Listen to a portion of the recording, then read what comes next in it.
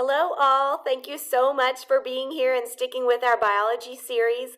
Like always, remember to pause, rewind, watch as many times as needed so you can become a pro at Punnett Squares, genetics, heredity. Oh my word, it is so exciting. So once again, my brown hair, blue eyes, and hitchhiker's thumb are ready for this. So let's do it. Science rocks.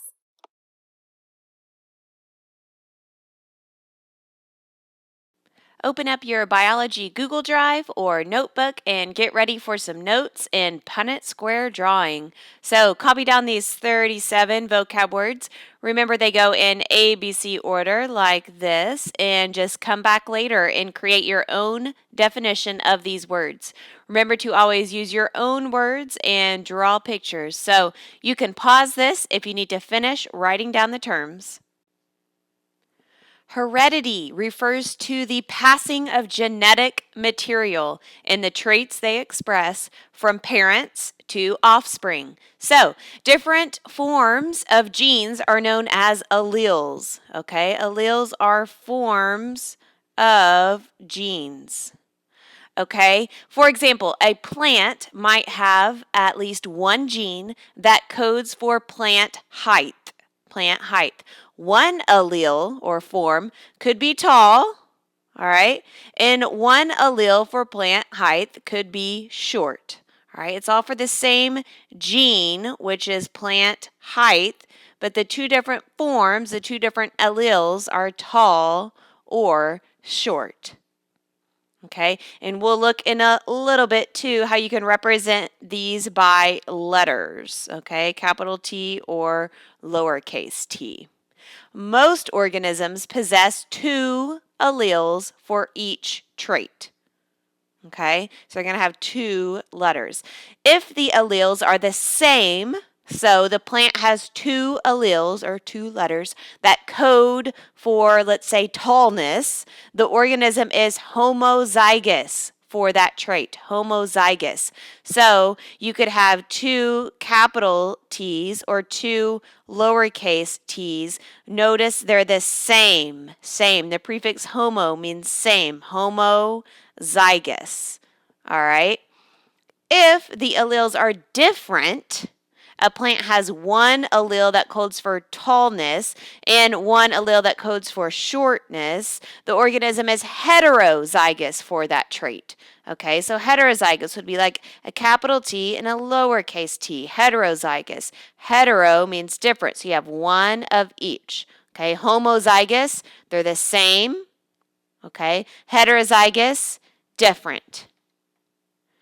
Now we can move on to dominant or recessive. Some alleles are dominant.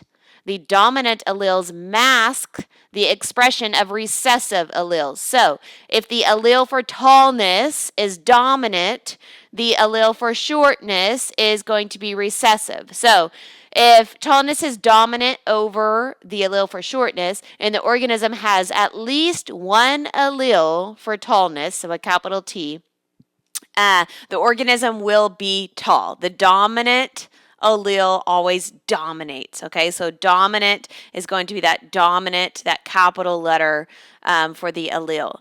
In order to be short and to be dominant, you could have two capital T's, okay, or one of each. The dominant allele is always going to dominate. All right, to be recessive, the only way to be recessive is for the organism to have two alleles for shortness. So you'd have two lowercase alleles. All right. Now, the phenotype versus genotype. The phenotype of an organism refers to its physical appearance. Think phenotype, physical appearance. What does it look like, all right?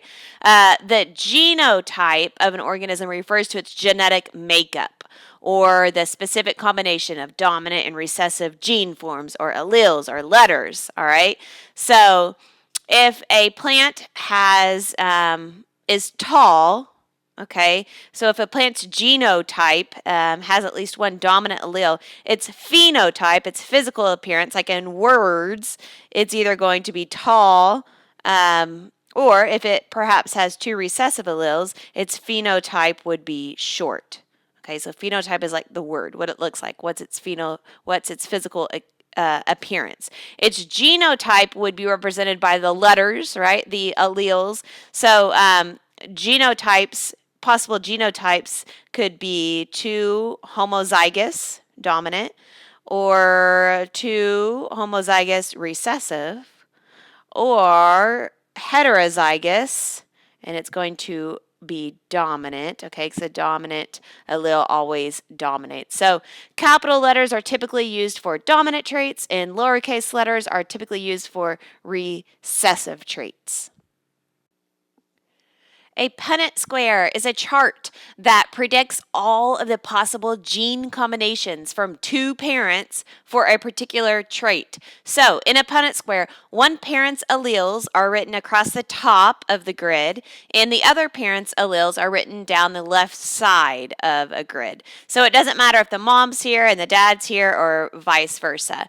Then the predicted genotypes of the offspring are determined inside the grid, kind of like a multiplication table. So let's do an example of 2 parents that are both heterozygous for coat color, let's say. So they're both heterozygous. So our Punnett Square is going to cross a heterozygous mom with a heterozygous dad. So you just take one of the genotypes and separate these 2 alleles and write them up top. So you have a dominant allele and a recessive allele. And you take the other genotype of the dad, separate his out, and write him down the left-hand side, the dominant allele and the recessive allele. All right, and like math, multiplication table, you're going to take one of each and combine them inside the square. So this top left one, you're going to take the dominant B with the dominant B, and inside would be homozygous dominant. All right, on the top right, you've got this dominant allele with this recessive allele. And remember to write the dominant one first. So you've got a dominant with a recessive. All right, down here, the bottom left, we've got this dominant allele with a recessive allele. So combine those here. Remember to write the dominant one first. And the bottom right, you have 2 recessive alleles. So combine those here. Okay, so if you look at these possible outcomes, you can see that 3/4, 1, 2, 3 out of 4, or 3/4 is like 75%, would have black coats, okay? So we are saying here that black is dominant over brown. So we might need to mention that the capital B dominant equals black fur, and the lowercase recessive allele equals brown fur. Okay, so in the possibilities, there's a 75% chance that the offspring will have black fur or a black coat.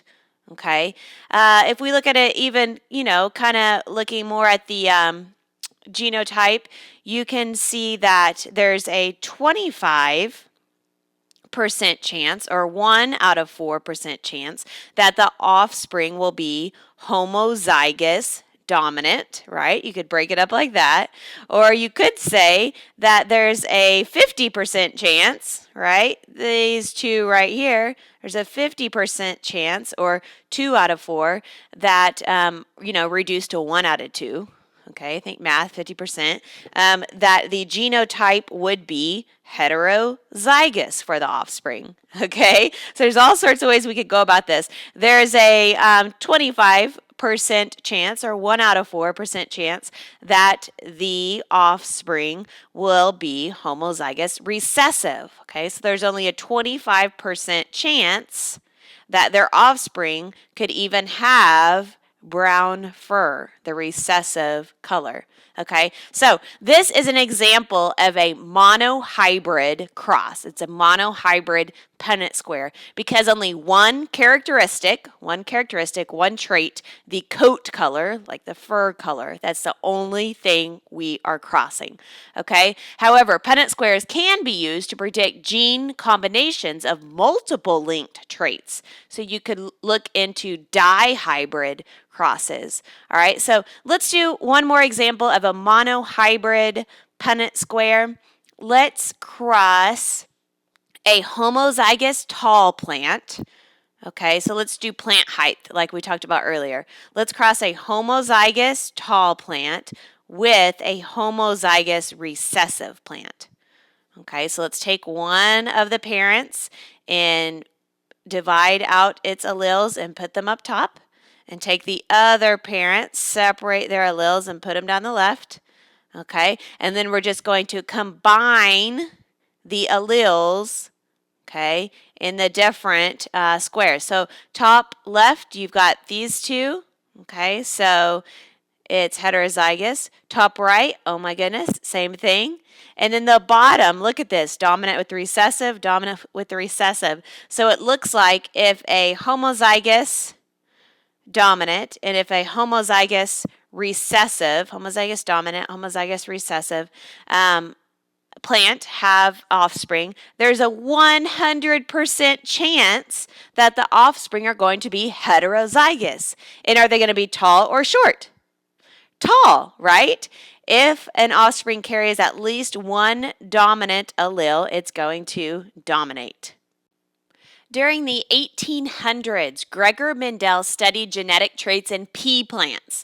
Each of the traits that Mendel studied had two possible alleles, all right, such as purple or white for flower color. So for the trait of color, there were two possible colors, either purple or white. So Mendel crossed a pure line, so it was for sure purple, and a purebred pure line for sure white. So he crossed a purebred violet or purple with a purebred white flower. He called this the P generation for the parent, P for parent, the parent generation. All right. Once the pollinated flowers produced seeds, Mendel planted them.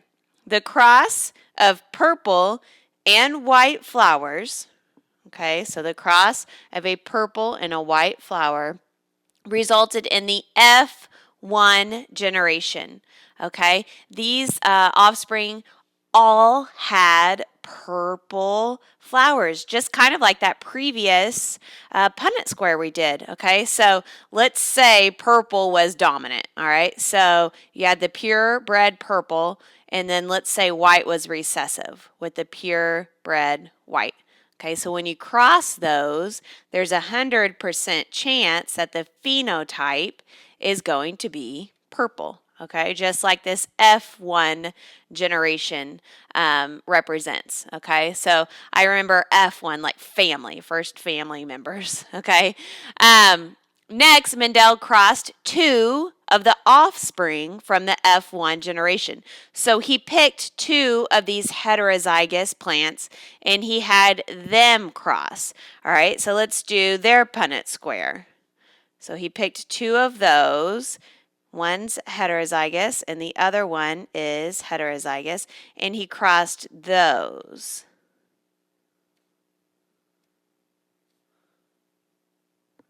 Okay, so both parents had purple flowers, right? The phenotype was purple, but about 3/4 of the resulting F2, he's going to call this the F2 generation, think like the kind of second family, the F2 generation, about 3/4, okay, these right here, 3 out of 4, about 3/4 of the resulting F2 generation offspring had purple flowers. Okay, 1, 2, 3, 1, 2, 3. And about 1/4 had white flowers. Okay, so based on his data analysis, Gregor Mendel formulated 3 laws: the law of dominance, the law of segregation, and the law of independent assortment. So let's take a closer look at those. The law of dominance states that when an organism has 2 or more alleles for a trait, the allele that is expressed over the other alleles is considered dominant. Okay? The other alleles are considered recessive. In Mendel's pea experiments discussed, the allele for white flowers was recessive to the allele for violet or purple flowers, because the allele for violet or purple flowers masks the allele that codes for white flowers. So if the plant had this genotype, the purple dominant allele would win out, and the plant would look purple, although it would carry and it's masked the white allele. It would still look purple. Okay, the law of segregation states that different alleles for the same trait separate when gametes are formed. So, a mother that is heterozygous, let's say, for brown eyes, okay, we'll say that they could pass either the dominant brown allele, we'll say that brown is dominant. They could pass either the dominant brown allele or the recessive blue allele for eye color to her offspring. So the law of segregation. So when you look at the Punnett Square, and if you take the mom's genotype, remember you separate out her alleles. So she can possibly give her offspring this dominant allele or this recessive allele. So that's the law of segregation. The law of independent assortment states that when pairs of alleles separate, they do so independently of each other. So, like the alleles for hair color and the alleles for eye color in humans are not inherited together. Okay? So, if they're different traits, they're going to have their own Punnett Square. Incomplete dominance. So some alleles produce intermediate traits, all right? It's not this or that. There's something in between. So if one allele is incompletely dominant over the other, then a phenotype that is intermediate between the 2 variations can be observed. So, for example, it makes more sense if we just look at a Punnett Square. Some flowering plants have an allele for red color. Okay, red is going to be this capital R, and an allele for white color. Okay, white's going to be the lowercase r. So if we were to fill out the top and the side of this Punnett Square, you're going to look at the heterozygous plant crossed with the heterozygous plant, okay, and put their alleles up top and down the side. So you've got a heterozygous plant crossed with a heterozygous plant. Okay, now when the alleles combine, if you have 2 dominant alleles, the red is a dominant color, so it's going to produce a red plant. If you have one of each, instead of the red dominating like usual, usually when you have a dominant allele, it dominates, okay? Well, if it's an incomplete dominance Punnett Square, it's going to do that middle color or whatever that middle range is. So if you think about, if you mix red and white, you make pink. So if it's heterozygous, it's going to be that blend, okay? So it's going to actually be pink. All right, isn't that cool? And to be white is recessive. Okay, so the only way to have a white plant, a white flowering plant, is to have 2 recessive alleles, and that plant would produce white flowers. Codominance occurs when 2 alleles are equally dominant. Okay, so in these circumstances, the alleles are expressed simultaneously. Okay, so resulting in organisms that have some kind of mixed pattern. Okay, so they both kind of show up. A flowering plant with a codominant color gene might have like a flowering plant that's white with red speckles on it. would be its heterozygous codominance Punnett square. Or shown here, you could have a black chicken crossed with a white one, and it could produce a checkered chicken. Okay, so the black and the white colors would both show up. So it's a combo of both colors. And notice, here's a difference for a codominance Punnett square.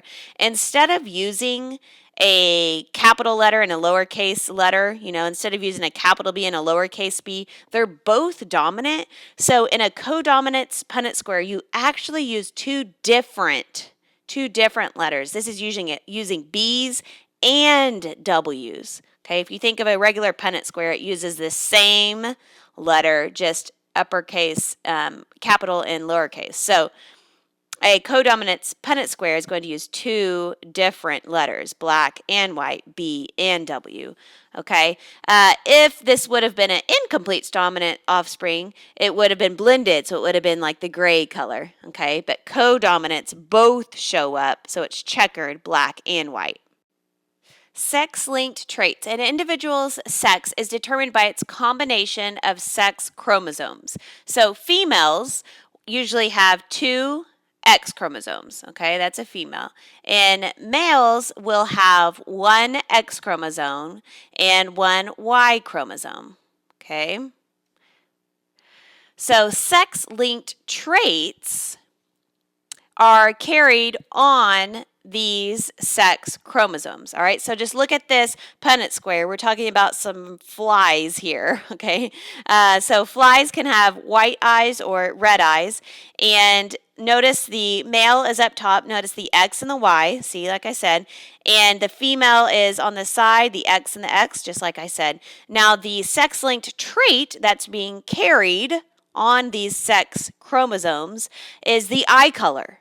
Okay, so it looks like we're using R's for the eye color, and it's like a superscript. Okay, so the female has red eyes, looks like that's dominant with the two capital R's, and the male has the recessive white eye color, and it's just on the X chromosome, so you can just leave the Y one alone. So when you look at this Punnett square, you'll combine the X's, okay, and combine the R's.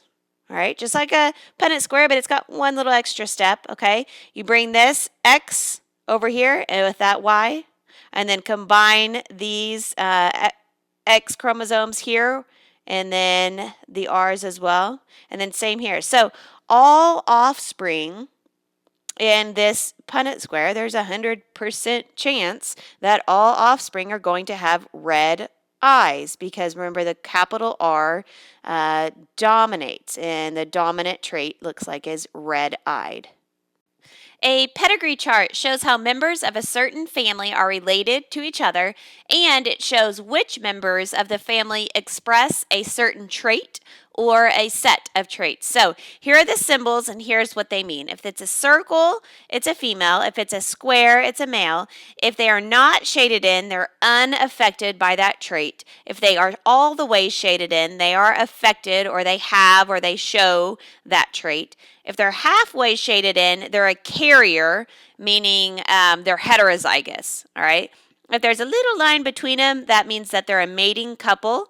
And if there's lines down to 2, those would be their children, and these 2 would be siblings. So this pedigree here traces the incidences of cystic fibrosis through 3 generations in the family. So here's the first generation. So these would be like their original parents. The second generation here, and the third generation here. Okay, according to this pedigree, both parents right here in the first generation are carriers. They're halfway shaded in. They're carriers. They're heterozygous for the disease. So we could actually do a Punnett square over that. We'll take the heterozygous mom and cross it with the heterozygous dad, and then you could fill in the possible genotypes of their offspring. All right, so as carriers, they have a 1 out of 4 or 25% chance of having a child with cystic fibrosis. Okay, it's a recessive trait. So there's a 25% chance that they could have a child with cystic fibrosis. All right, and if you look at their children, follow the line down and go to just the 4 individuals here. Okay, these are their 4 children in generation 2.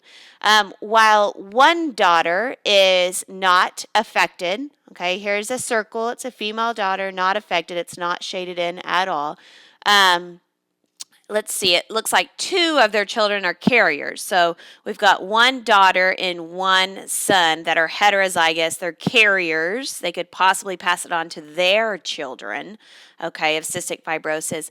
And it looks like that 1 of their sons, okay, it's all the way shaded in, is affected. So he has cystic fibrosis. So he must be this homozygous recessive genotype. All right, if you look at the pedigree and notice this line here to that one and this line here to that one, this is who this daughter got married to, and they had 3 children. Okay, so you could do their Punnett Square and figure out the possibility that their children, which would be like the grandchildren, the possibility that they have cystic fibrosis. And it looks like the son that had cystic fibrosis married someone who did not, and all 3 of their children just carry it. They're heterozygous. Okay, they could possibly pass it on to their children, but they do not have cystic fibrosis. So you could do that Punnett Square as well. Make sure to watch this video too sometime discussing more about heredity. Punnett Square practice time. All right, number 1, the Punnett Square below represents a cross that produced 2 plants with orange flowers. If the orange color of the flowers is a result of incomplete dominance, what color were the flowers on the parent plants? Okay, so it kind of did like a reverse Punnett Square here. It has the middle filled in, and it's asking what the parents were. So pause this and see if you can figure it out. All right, what I would do is just kind of take the Punnett Square backwards. And in order to get this capital R, both the dominant alleles into this square, you had to have one dominant allele over here and the other dominant allele over here. Okay, so it had to be capital R here. Now, in order to have gotten this lowercase recessive allele here, okay, you got the dominant allele from this side, that's already there, so there has to be a recessive allele up here, so that would be a lowercase r here. All right, and then go to the bottom. So you've got one of your dominant alleles from up here, so the only way to get a recessive allele right here is to have it on this side. All right, and just make sure that works for here. You've got one recessive from here and the other recessive from here, so that works. So if you were looking at the parents' genotypes, it looks like they're both heterozygous. And if you look at the phenotypes inside of the Punnett squares, next to the possible offspring here, it says that the heterozygous phenotype is that blended color of orange. So looking at our answer choices, it looks like we'll go with B. All right, number 2, the pedigree below shows the inheritance of sickle cell anemia. It's an autosomal recessive genetic disease in a particular family. These shaded symbols, all the way shaded in, represent individuals with sickle cell anemia. Males are represented with squares and females are represented with circles. Based on this pedigree, what is the probability that the individual indicated by a question mark right here in the 4th generation would have sickle cell anemia? So we need to know the percentage chance that they are going to have sickle cell anemia. And if you notice, when I first glance at this pedigree, I notice that there's none that are halfway shaded in, and they haven't done that part yet. So we need to actually go back to the 1st generation and see if any of these need to be halfway shaded in to be heterozygous. All right, if we look at the original dad and mom, they do produce offspring, and they've got 4 offspring, and some are all the way shaded in, these 2, meaning they do have sickle cell anemia, and these 2 do not. But in order for that to happen, all right, we know that the father, so we're looking at this very top generation one. We know that the father right here is homozygous recessive. It's set up in the question that sickle cell anemia is recessive, okay? So we are going to make his genotype homozygous recessive, okay? And let's play around with the mother, okay? The mother is not filled in, so you're like, oh, cool, she is homozygous dominant, all right? So let's say she's homozygous dominant. Well, if you fill in that Punnett square, it is saying that there's a 100% chance that their offspring are all heterozygous and that none of them have sickle cell anemia. But look at their offspring. Okay, so this cannot be right as their Punnett square. All right, so I think that this original mom, okay, she doesn't have sickle cell anemia. I think she's a carrier. Okay, so let's try that Punnett square where we fill her halfway in. Okay, so if we were to redo that, we still have the father because he has sickle cell anemia, homozygous recessive, and then the mother could be heterozygous. Maybe she just carries the disease. So if you were to fill in that Punnett square, there is a possibility that their children could have sickle cell anemia as well as maybe just be a carrier. Okay, so these two children do indeed have sickle cell anemia. These two children must be carriers. Okay, so let's halfway shade in those two. All right, so remember we're over here on this side by the question mark. So now we need to look at this Punnett square. Okay, and we have a homozygous recessive dad and a heterozygous mom. Okay, so here's homozygous recessive and a heterozygous mom. And if we fill this in, okay, it's going to be the same as this right here. We just did it, right? So they're either going to be affected and they're going to have this sickle cell anemia or be a carrier. So they do indeed have a son that's affected. They have sickle cell anemia. So their daughter must be a carrier. So let's halfway shade her in. So yay, we're almost there. Now we can do this Punnett square. Okay, so you're going to have a homozygous recessive dad with a heterozygous mom, and we've done that, homozygous, recessive, heterozygous. So here's the possibility of the question mark, kid. All right, so it looks like there's a 50% chance, okay, that this question mark child could have sickle cell anemia. So for number 2, we're going to go with A. Number 3, 50% of the offspring produced by a cross between pea plants have seeds with wrinkled, lowercase r, so it must be recessive, appearance caused by the presence of a homozygous recessive gene. What are the genotypes? What are the genotypes of the parents? So, because the allele for wrinkled seeds is recessive, any pea plants that have wrinkled seeds must have a genotype that's homozygous recessive. Okay, that's the only way to have wrinkled seeds. All right, so the only way for an offspring to have homozygous recessive genotype is if both parents contain at least one recessive allele. Okay, so you could have both parents being heterozygous, right? And you could fill in the Punnett square.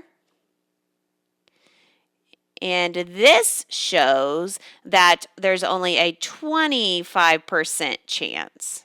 Okay, so, that's not going to work. All right, so we could try another Punnett square.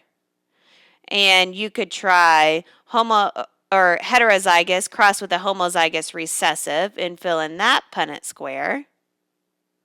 And this Punnett Square shows that there's a 50% chance that the offspring would have wrinkled seeds. So you just kind of have to do some test crosses and see which one works out. 50% of the offspring had wrinkled seeds, and so that matches up with D.